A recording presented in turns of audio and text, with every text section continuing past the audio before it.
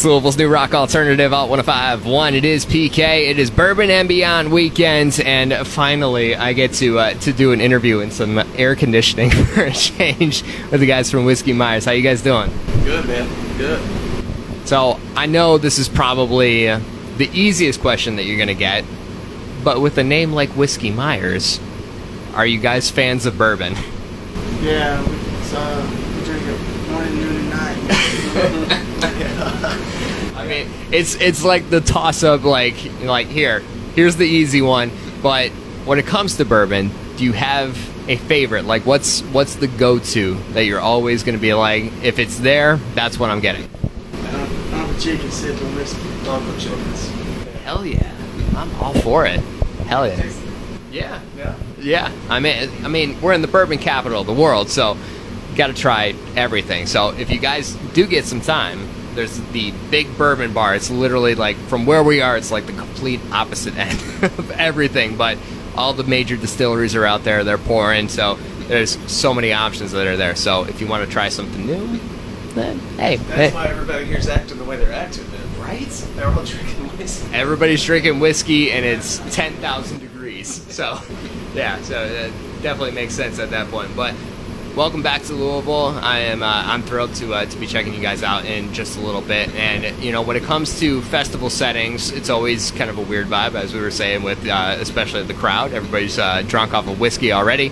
But you know, when it comes to a festival setting versus a regular tour, so to speak, what is going on in the back of your mind is like, you're like, how are we going to change the set list? How are we going to approach this show? Like, what's the difference between going out for a festival versus a tour? Absolutely nothing. Nothing for us, man. No, it's the times change. Yeah. But for us, we don't. Like, depending on your times, like, you usually don't have to play as long.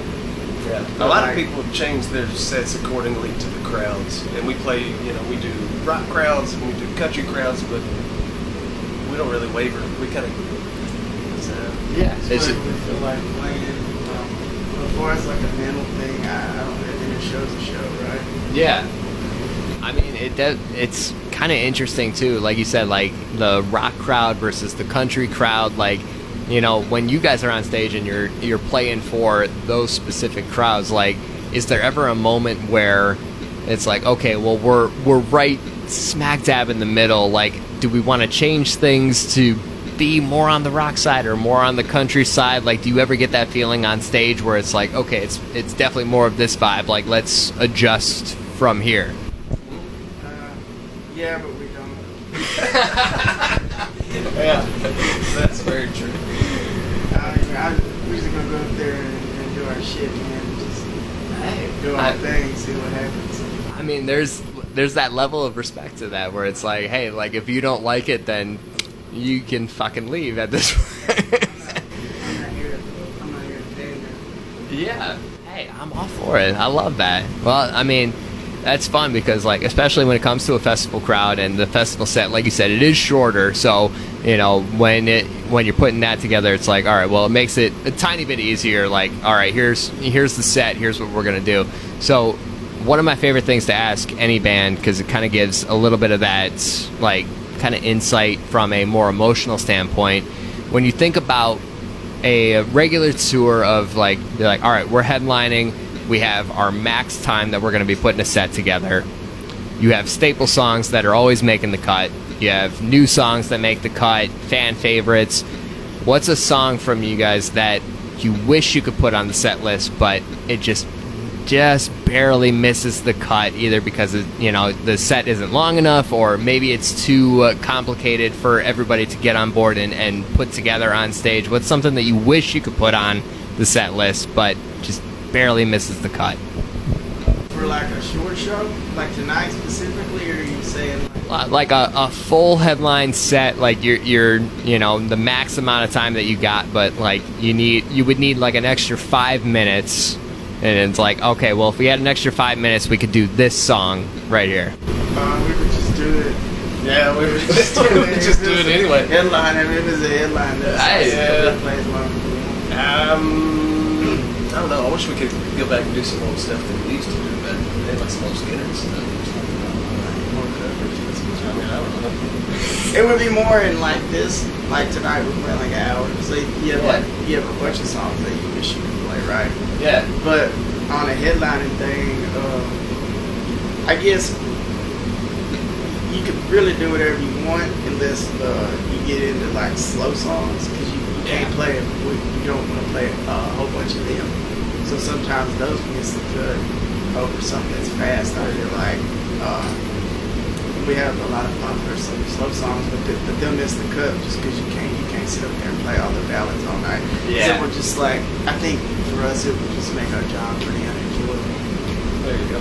Yeah, I mean, and especially for like, I mean, a festival is different. It's like you want to bring that energy, and like, you know, you always hope that the majority of people there are familiar with you, but when it comes to a festival, it's like you're gonna have people that have never heard of you before, so like you always want to have like those energy songs and really bring that. So I mean, have you thought about like, it's like, okay, like maybe let's do a kind of like slower kind of vibe set list for a tour, like be like, hey, like we're gonna do more of a like intimate kind of thing. Yeah, we do that. So yeah, we've been doing full band acoustic. We did it last year.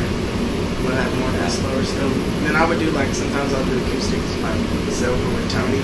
Yeah. And then it's always like I'll play emphasis on the slower songs because you don't get to play them full band as much. But that's that, like you said, that more intimate vibe. So you can kind of do that and get away with it more.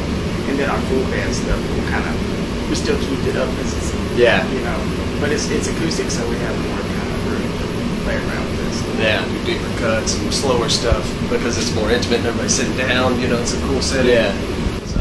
I'm here for that. I mean, like, what, like, I mean, I know you always want to go in, like, any show, it's like whether there's 10,000 people or 10 people, you always want to give it, you know, 100% and everything. But, you know, when it comes to a festival setting versus that more intimate setting, like, you know, emotionally and like from a mental standpoint, like how does that kind of, you know, impact how you're going about, you know, presenting yourself as a band and as a musician and being on stage for those two different kinds of audiences? I think that's kind of the same question, man. We don't. Like, we don't. No, we keep the same approach. It's the same, you know, we contemplate on some other songs that we would like to play. Yeah. You know, we don't approach it any differently. Whenever we go to that acoustic setting that's more of an intimate thing, we approach it a lot differently than we do, you know, a headlining set versus a festival setting. And we kind of just don't change. We kind of do the same thing. Yeah. It's like, it's that rawness, that authenticity, like just being yourself. Like, I'm all about it. I love it. I'm excited to see how everything translates on stage later on tonight as well. But you know, from a new music standpoint, like, you know, what's the plan for the bands? You know, we think about today, moving forward, like what's going on with you guys in the near future here? Just, you know, hoping to stay alive. That's the goal. Try not to suck. Just try not to suck. I swear, like, it's funny. It's funny that you say that. So when I was a kid and I was playing hockey, my dad's advice to me every time before a game, he would just like, he'd grab my helmet and he'd be like, "Don't suck." Like, thank you. That's the best advice. Sometimes that's all you need. Like, you just need the simplest kind of form of advice. So No, man, we got plans in the pretty near future to get into the studio and start making some magic happen fairly soon. So it's been in the talks. So. well, I mean, could probably use a little bit of a break, like some downtime beforehand, and like, all right, and then get back into it and everything. So I dig it. Well, I'm looking forward to the set and everything, and it's great to have you guys back here in Louisville. And you know, like I said, you know, go find some good bourbon, and maybe after the set, maybe a little bit before, but more of it after. A healthy balance before and after. But it's great to have you guys here. I'm looking forward to seeing you guys, and I appreciate you guys taking the time, and thank you so much for the air conditioning. Well, man, thank you. We appreciate it.